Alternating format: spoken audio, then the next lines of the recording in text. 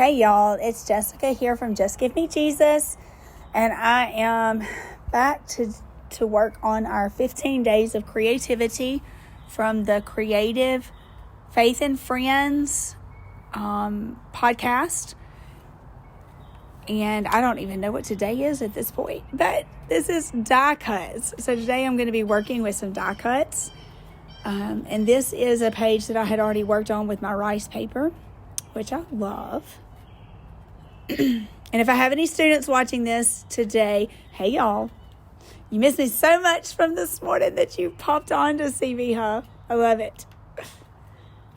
Okay, these are die cuts that I made from the Sizzix impresslits, and I used Tim Holtz method with the distress embossing glazes and distress crayons to create the effect on these. And y'all, they are just dynamite. Love how these turn out. They're so pretty.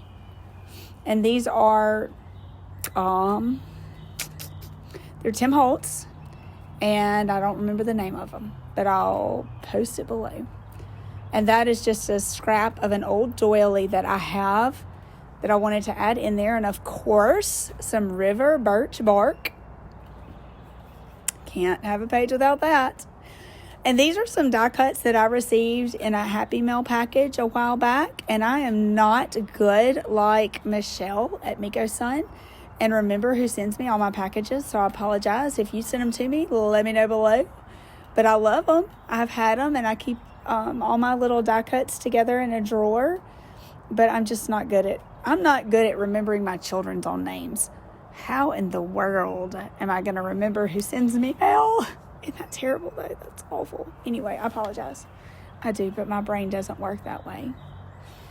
So anyway, I'm going to jazz that little die cut up some with a method I saw on Tim Holtz Live, and it's actually the same method I used on the frames, the impression-lit frames that you just saw.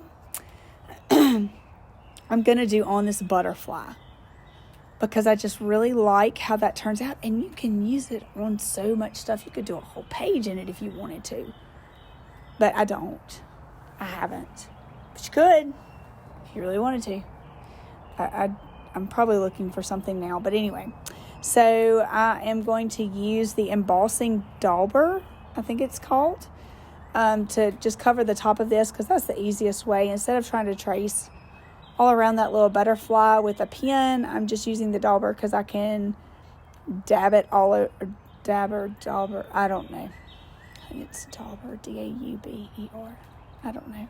I don't have it in front of me because I'm sitting outside. If you hear the birds and the cars going by, I'm sitting on my front porch. And I realized I had not pressed it good enough to get it going, so anyway, I'm just putting it on top of this little butterfly, making sure it's decently covered. I don't have to cover every spot because that's part of the reason I love these. This method is because there's some grunginess to it and everything not being covered. But that is the Distress Embossing Glaze in Speckled Egg. And I couldn't find my tweezers either because my desk is rather messy. So those are pliers. I was using those to close a jump ring. So, whatever works, right? I'm just going to put that in there because I make a huge mess with anything like glitter or embossing powders, anything along those lines. I just make a big old mess with it. And I think I'm going to be crafty and use this to hold that little butterfly. Not so much. It doesn't go fantastically well, but that's okay. And I forget, I've used that heat it tool so often lately. I forgot how much the embossing tool would blow that thing around. But I'm just trying to melt that distress glaze, and I realized that set of pliers was not going to do what I needed it to do. So time to use the hands. And I didn't burn my fingertips, but don't do this at home. Don't try that with a heat tool at home. I could have burned my fingertips. It wouldn't be the first time. But anyway, that just gives it a different look and feel. And now I'm going to grab a distress crayon. Don't remember what color I chose, and I'm not sure I'm going to be able to tell you now. Let's see. That is possibly weathered wood. But I use that, and then I just get my fingertips damp, and I'm just kind of rubbing that around so that the spots where my fingers touched the butterfly or the embossing glaze was not fantastically put on. It gets down in those little crevices and just adds depth and dimension and makes it look a little grungy, and I love that. I sped it up here because I was getting bored watching it myself. But look, isn't that cool? You see those just little bitty spots where the distress crayon gets into that embossing glaze, and I just love that. So I'm grabbing my inspiration journal again and pulling it over here because I'm going to add my items to create my collage. But so far I've got 2 die cuts. I've got the butterfly and that impression lit frame. There's the butterfly, but I'm going to add that later. I didn't mean to throw it. It was just fluttering away a little bit. We're going to say that anyway. Then I saw this lace and it distracted me. That's the lace from the tag that tore my tag apart, and I was determined to use it still. So I grabbed it because it was laying there, of course, and decided to use it on this page. So I'm laying it out there with my river birch bark and my little frame. And oh, guess what I got? Not that. That's just a new bottle. It did not work well. So I grabbed my new glue. It's here and I love it. It's Art Glitter Glue from Amazon. No, it's not glittery. I think it would hold glitter, maybe. I don't know why it's named that, but it's great. I did put it in one of these little needle nose bottles from Hobby Lobby because I have such a bad habit of, I may have showed y'all this. If I did, ignore it. I have such a bad habit of leaving the tops off of my glues that I decided to use a small amount of this glue and keep it in that little bitty bottle, then using the whole bottle and making a larger bottle get all jammed and clogged and ruin it. So I love this though, because that little needle nose bottle, you can get all up in that lace with that glue. And look how great. And let me tell you, I did this a couple of days ago, and it is still holding it down so well. Like, that stuff is down. It's glued. It's not going anywhere.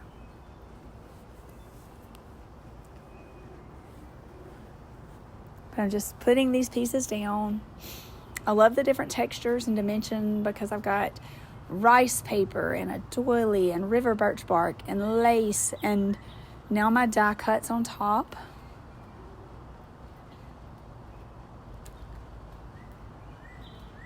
And that butterfly is not going to be the center of attention here, and I like that. Like, I just kind of wanted it to be a wallflower on this.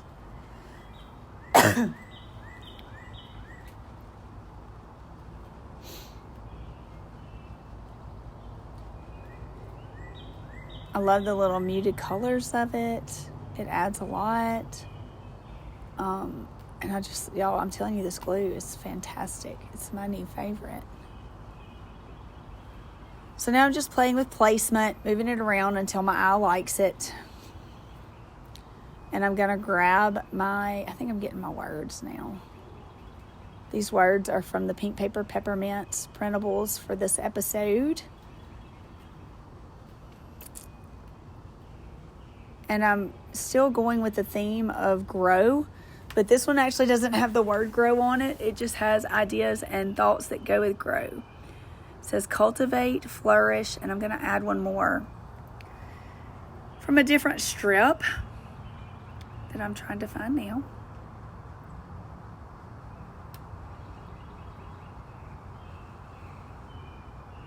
And I decided I wanted to use the word, what word did I use? Bloom. Yep, I used bloom.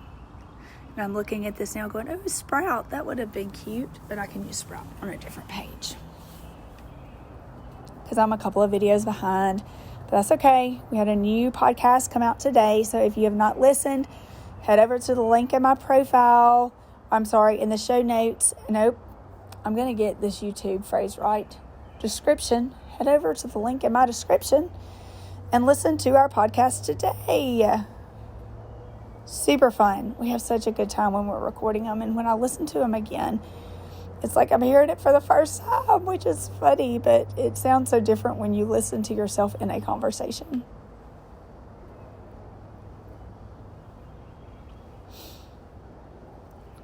All right, so now I'm going to start gluing this down eventually. You see that little picture there? The transparency picture that I'd pulled out, because I really played around with that for a long time trying to decide if I was going to add it to this page, but it just never fit right on that page. So I decided to just hold on to that for another day, because that's okay too. Cultivate, bloom, and flourish. Or cultivate, flourish, and bloom. And I did ink the edges because, well, y'all know me. I can't do solid edges. I just can't do it. I mean, I could, but it's not my thing.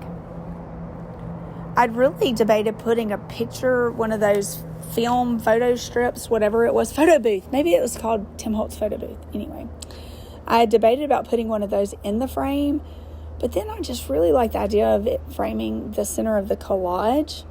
But I kept looking at this little girl in the blue dress, and I was like, but I really, really like her. So I decided to cut her out, and I'm going to place her on top of the frame, not on top of the words, but kind of angle her toward the bottom right, because I start looking and I'm like, oh, she's got to go somewhere. Like, I just need her in this. And I'm like, yeah, that's where, right there. She belongs in that bottom right-hand corner. There I go with my favorite glue. And I'm going to put that back down. Oh, I just love those impressions. Look at the detail of those die cuts. They are just amazing. And Tim Holtz does such a fantastic job. I'm inking the edges of that, of explaining exactly how to do them, to where you dampen your page before you run them through your die cut machine, and it keeps it from